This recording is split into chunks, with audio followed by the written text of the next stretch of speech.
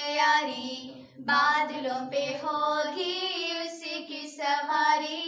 यीशु के आने की कर लो तैयारी, बादलों पे होगी उसकी सवारी। बजने लगेगा रणसिंगाना रूबरू, टुरुरुरु टुरुरुरु टुरुरुरु।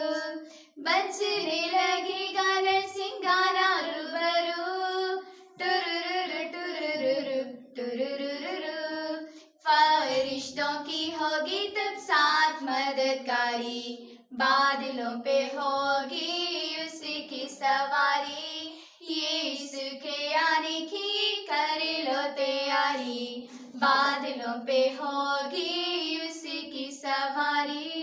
होंगे तब दाखिल शाहना शाहना, हालेलुया हालेलुया हालेलुया। होंगे तब दाखिल शाहना शाहना, हालेलुया हालेलुया हालेलुया। वक्त है करीब जाने खलकत सारी, बादलों पे होगी उसकी सवारी। यीशु के आने की कर लो तैयारी, बादलों पे होगी उसकी सवारी। तो दोस्तों ये था आज का वर्शिप सॉन्ग, आप इसे जरूर सीखें। तो अब बढ़ते हैं आज की आयत की तरफ।